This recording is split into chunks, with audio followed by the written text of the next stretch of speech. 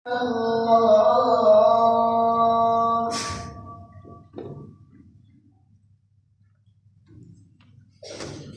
الحمد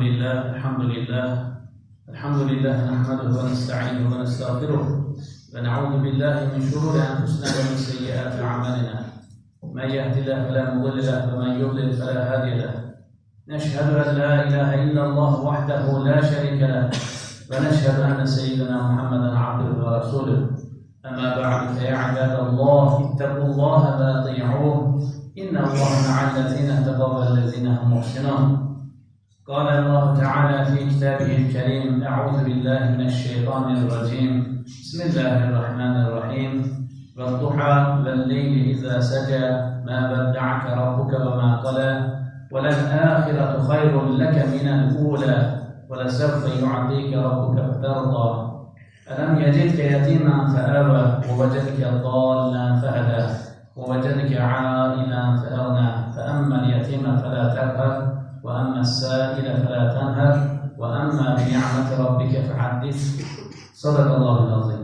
وقال رسول الله صلى الله عليه وسلم: الدنيا مزرعة الآخرة. صدق رسول الله فيما قال كما قال قريب منه. Muhterem Müslümanlar, bugünkü hutbemizin mevzusu dünyapərəstliyin dine zararları barəsində. Resulullah sallallahu aleyhi ve sellem Efendimiz buyurur ki, insanın dünyaya ve yüksek məqamı hərisliyi uçbaşından dinine vurduğu zərər iki aç qurdun sürüyə vurduğu zərərdən daha böyükdür. Dünya gəlməsi yaxın olmaq mənasına gələn dünub kökündən törəmiş ən yaxın mənasındakı ədna kök kəlməsinin qadın cinsində olan formasıdır. Dünya həyatı Qur'anda ahirət həyatı ilə bərabər qeyd olunmuş, bəzən ikisi arasında qarşılaşdırma edilərək ahirət həyatının üstün olduğu bildirilmişdir. Qur'ana görə ahirət əməllərinə mane olmayan və onu ləngitməyən dünya həyatı halal bir neymət, hətta səadətdir. Hətta müsəlmanlara Rəbbimiz bizə dünyada da, ahirətdə də yaxşılıq ver deyə dua etmələri tövsiyə olunmuşdur. Möhtərəm möminlər, bir çox ayədə Hz. Peyğəmbər sallallahu aleyhi ve sellemə və möminlərə xitab edilərkən dünya və axirət xoşbəxtliyi birlikdə qeyd olunmuş və bu Allahın xüsusi lütfü kimi qiymətləndirilmişdir. Çünki dünya xoşbəxtliyi ilə axirət səadəti bir-birinə zidd deyil.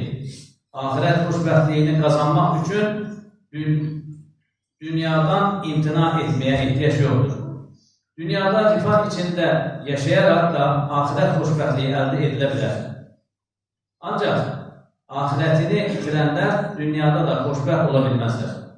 Bundan başqa, müqəddəs kitabımızda dünya və ahirət arasında seçim etmə məcburiyyəti ortaya çıxdıqda heç şübhəsiz ahirət həyatının seçilməsi istənilmişdir. Əksini edənlər isə şiddətlə qınanılmışdır.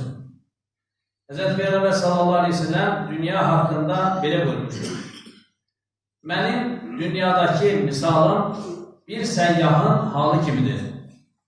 O, bir ağac görər, o ağacın kölgəsində bir az istirahət edər, sonra onu tərk edib yoluna davam edər.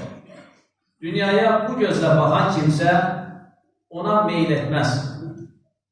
Dünya həyatının çətinlik, yoxsa rahatlıq, qıtlıq, yoxsa bolluqla keçməsi onu o qədər də narahat etməz.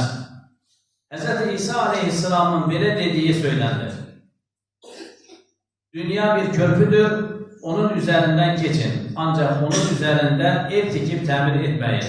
Bu misal göstərir ki, dünya həyatı ahirətə çatdıran bir körpüdür.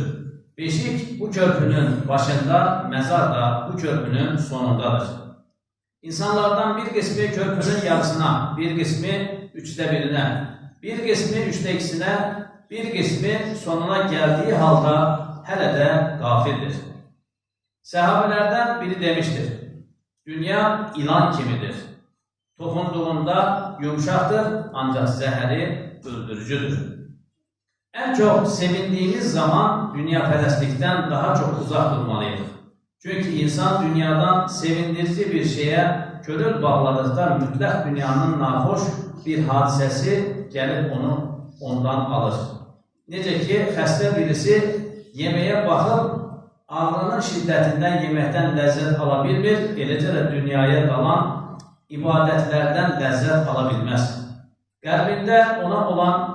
Qəlbində olan dünya sevgisi ilə bərabər ibadətin ləzzətini hiss edə bilməz. Əziz müsəlmanlar, dünyapərəstliyə meyil edənin misalı dəniz suyunu içənin misalı kimidir. İçməyi çoxaltdıqca susaması da çoxalar. Bu, ölənə qədər belə davam edir. Həzrət Peyğəmbər sallallahu aleyhi ve sellem yaşadığı həyat, dünyaya göstərdiyi münasibət hər bir mömin üçün nümunədir. Allah Resulü sallallahu aleyhi ve sellem Uhud dağı qədər qızılım olsa 3 gündən artıq saxlamazdım demiş, həyatı boyunca dünyaya önəm verməmiş, vəfatından sonra bir neçə şəxsi əşyasından və çox az miqdarda maldan başqa bir şey qoymamışdır. Bununla yanaşı Həzrət Peyğəmbər sallallahu aleyhi ve sellem dünya malı şirindir, cazibədardır sözü ilə hər kəsin dünyaya, maddiyyata qarşı onun kimi davranamayacağını ifadə etmişdir. Həzrət Əli radiyallahu anh dünya və ahirətin misalını şərqlə qərbə bənzətmişdir. Birinə nə qədər yaxınlaşırsansa, o birindən o qədər uzaqlaşırsan. Ancaq ilahi kitabların, peyğəmbərlərin göndərildiyi, mələklərin ibadət etdiyi, Allahın nimət və lütflərinin bol-bol verildiyi dünyaya müsbət cəhətdən yanaşmaq lazımdır. Həzrət Peyğəmbər sallallahu aleyhi ve sellem dünyanın ahirət qarşısında olan misalını barmağını dəryaya batırılıb çıxarılmasına bənzətmişdir. Nə qədər su götürdüyünə baxsın. Başqa bir hədisdə isə dünyanın lənətləndiyini söyləmiş, ancaq Allahın zikr edilməsini, elm öyrənib və öyrədilməsini bunların xaricində qeyd etmişdir. Xutbəmizi Qasas surəsinin 77-ci ayəsi ilə bitirək. Allahın sənə verdiyindən özünə ahirət qazan. Malını Allah yolunda sərf et. Dünyadakı nəsibini də unutma. Ələ innə əhsənə kəlam və əbləğən nizam. Kəlamullah mənkil azizil aləm. Kəmə qalə Allah təbarəkə və teala fil kəlam. Və izə qurəl Qur'an fəstəmi'u ləh və ənsitu ləalləkum turhamun. Əuzu billahi mineşşeytanirracim. Bismillahirrahmanirrahim. İnnə dîne indəllahi İslam.